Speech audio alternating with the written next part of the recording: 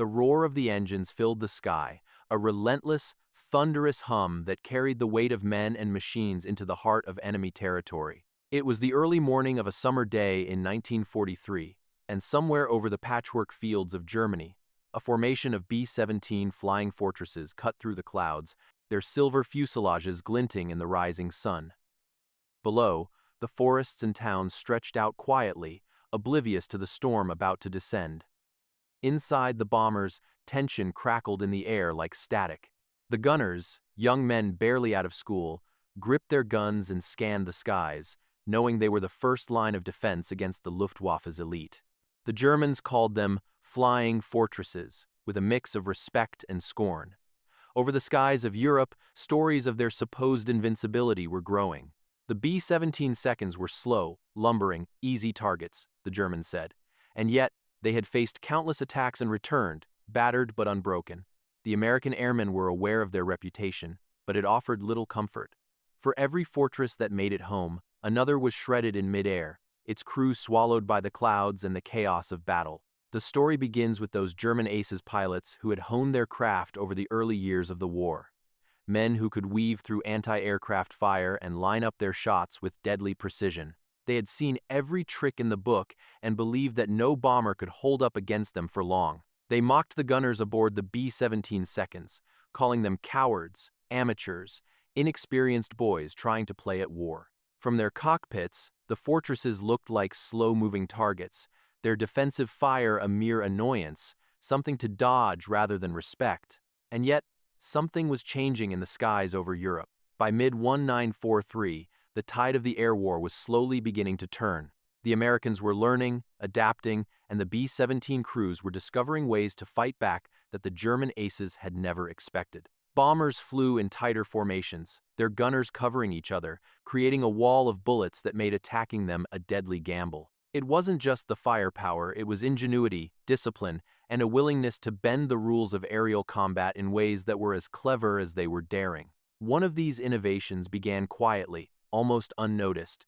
It involved a single radio operator, a man tucked away in the belly of the bomber, surrounded by wiring, dials, and static. To most of the crew, he was invisible, a background presence amid the chaos of engines, flak, and gunfire. But this man carried the power to turn the tide of a mission, using the radio not just to communicate with headquarters, but to deceive and manipulate the enemy. He could sow confusion in the German formations.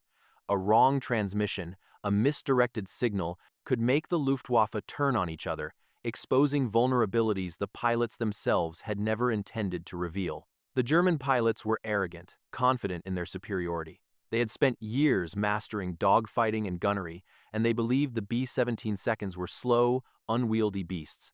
They had laughed at the Americans' attempts to fight back, especially at the young gunners who manned the tail and waist positions.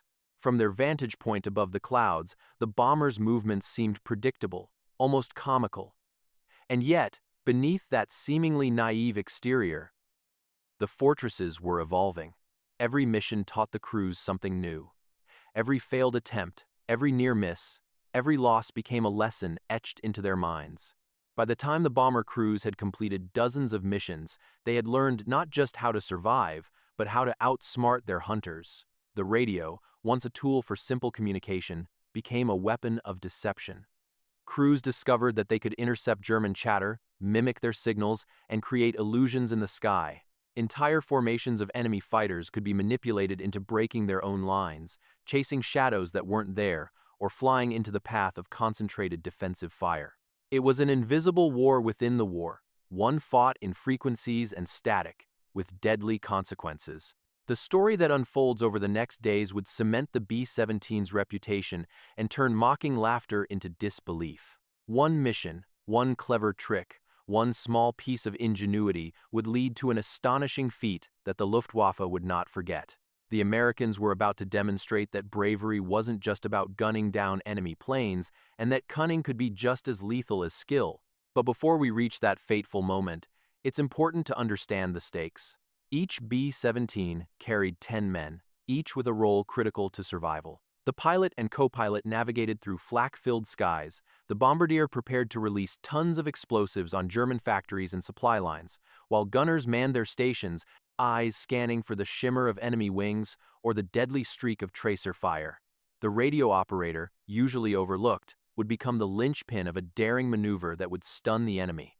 As the bombers climbed higher into the sky, the sun glinting off their metallic surfaces, there was no way to predict what would happen next. Above them, the German aces were circling, confident in their experience and skill, eager to teach a lesson to what they saw as inexperienced boys in big, clumsy flying machines.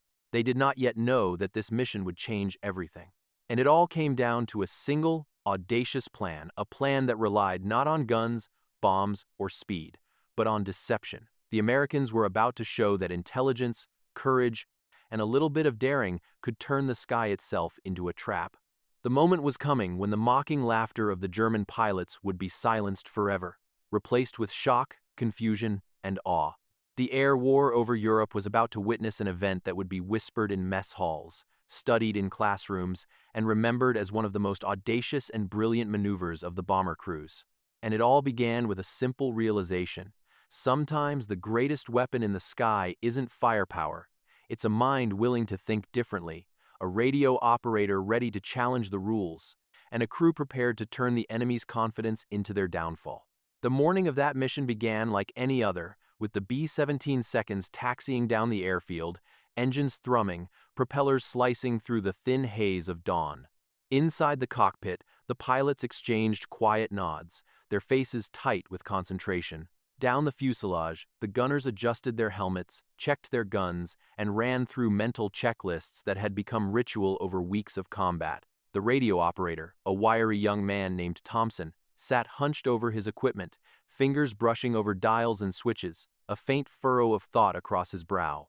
He had spent hours studying intercepted German transmissions, noting patterns, frequencies, even the casual slang the enemy pilots used to communicate. The formation lifted off, climbing steadily into the pale morning sky. Below, fields gave way to forests, and the occasional town appeared, quiet and unaware. From the beginning, it was clear this mission would be different. The Luftwaffe had caught wind of the approaching bombers and scrambled their fighters in anticipation. The German aces were eager, confident, already mocking the supposed ineptitude of the gunners they were about to face.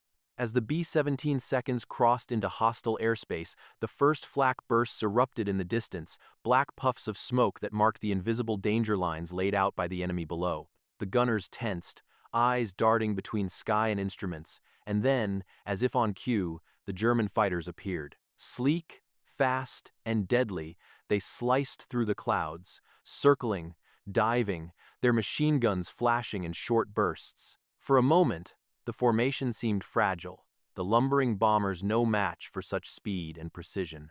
But Thompson had a plan. Quietly, over the crackle of static, he began transmitting a series of coded messages, not to the Americans, but to the Germans, carefully mimicking the patterns of Luftwaffe communications. The radio buzzed with activity as he subtly inserted false instructions, a trail of breadcrumbs designed to mislead, confuse, and manipulate.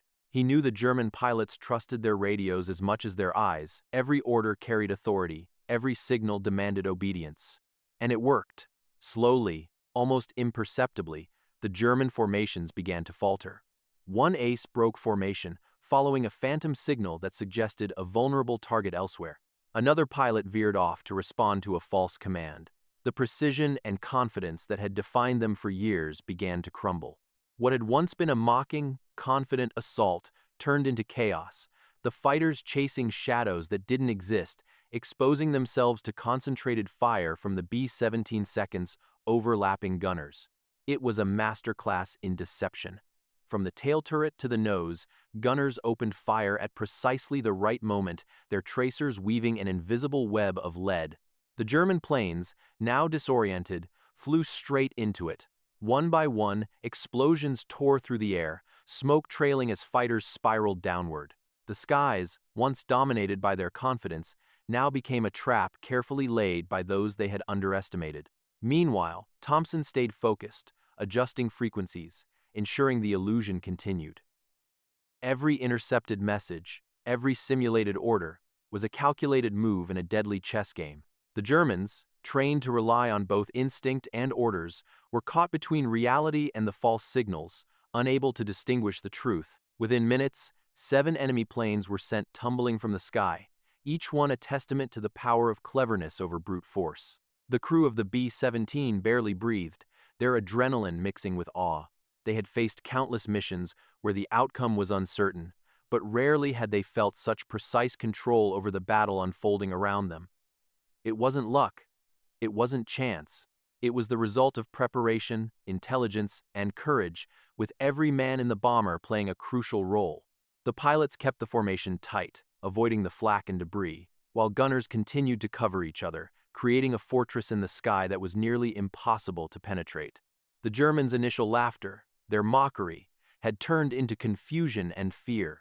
The ace pilots who had once considered themselves untouchable were now desperate, struggling to regroup, to understand what had gone wrong. The illusion had worked flawlessly. What began as a routine mission had become a turning point, a demonstration of how even the most seasoned and confident adversaries could be outsmarted when ingenuity met opportunity. After the last fighter went down, silence filled the bomber. Engines hummed, radios crackled faintly with new instructions, and men exhaled collectively, realizing the gravity of what had just occurred. 7 enemy planes, elite aces, destroyed in a single, orchestrated moment of cunning. The skies over Germany had borne witness to a lesson. Never underestimate the underdog, never mock the seemingly clumsy, and never forget that the mind can be the deadliest weapon of all. The mission continued, the bombers completing their target run and returning to base, but the impact of that day would ripple far beyond the immediate victory. Stories spread quickly through the ranks of both sides, whispered in mess halls, analyzed in intelligence briefings, and studied in training for years to come. The Germans were forced to reconsider their assumptions about the B-17 seconds, their gunners, and the resourcefulness of those they had once scorned. For the Americans, it was a moment of triumph that went beyond the tally of destroyed planes. It was proof that courage and cleverness could prevail even against overwhelming odds. It was proof that a single, focused mind, like that of a radio operator in a crowded bomber, could change the course of a battle in the air, turning mocking laughter into disbelief, chaos into victory. As the bombers disappeared into the horizon, the story of that day would live on, not just in mission reports or war diaries, but in the minds of every soldier who ever took to the sky, a reminder that sometimes the most powerful weapon isn't a gun or a bomb. Sometimes it's a plan, executed with precision, patience, and audacity, capable of toppling even the most confident enemy. And yet, the war was far from over. For every victory, there were new challenges, new missions, and new threats lurking above the clouds. But the lesson of that day would echo in the hearts of airmen for decades. Respect your enemy, never underestimate the underdog, and remember that ingenuity can often be more lethal than sheer firepower. The sky, once chaotic with tracers, smoke, and the roar of engines, finally began to calm. The German fighters had been decimated, their coordinated assault shattered by a clever ruse few could have imagined. Yet for the men aboard the B-17 seconds, the relief was tempered with exhaustion. Faces streaked with soot and sweat reflected the fading light, eyes still scanning for threats that were no longer there. The adrenaline that had carried them through the mission now ebbed, leaving behind a mixture of awe, disbelief, and the quiet weight of survival. As the bombers turned for home, the pilots maintained formation, engines steady and humming, while gunners relaxed their grip only slightly, aware that danger could always return with the shifting wind. In the belly of the plane, Thompson sat back in his seat for a brief moment, letting himself breathe, the tension in his shoulders easing. His hands had orchestrated chaos, turning enemy skill into confusion, and in that quiet, fleeting instant, the enormity of what had been accomplished began to settle in. 7 German aces, 7 elite pilots, had fallen to a single, audacious trick, a victory not measured by speed or firepower alone, but by ingenuity and nerve. The men of the bomber felt it in their bones. This was more than a tactical success. It was a moral triumph, a turning point that carried implications far beyond that single mission. News of the event would ripple quickly through the Allied ranks. In airfields and mess halls, the story would be retold again and again. The lumbering B-17 seconds, once mocked, had outsmarted the best the Luftwaffe had to offer. The gunners, once derided as amateurs, had been vindicated, and the quiet radio operator, previously overlooked, had become the unseen hero, proving that one mind, one well-executed plan, could reshape the battlefield. Across Europe, German pilots were left reeling. They had underestimated their enemy, allowed arrogance to cloud judgment, and paid a devastating price. Those who survived the encounter would carry the memory of confusion and helplessness into future missions, a humbling lesson in the perils of overconfidence. And for the Allied airmen, the encounter was a profound reminder of the power of preparation and daring. It reinforced the value of discipline, coordination, and the belief that even in the face of overwhelming odds, intelligence and courage could prevail. Back on American soil, the returning crews were greeted with quiet respect, the kind reserved for those who had not only survived but had achieved something extraordinary. Reports were filed, debriefings held, but in the mess halls, in hushed conversations between pilots and gunners, the story took on a life of its own. It was a tale of audacity, of the clever use of technology, of turning the enemy's confidence into their undoing.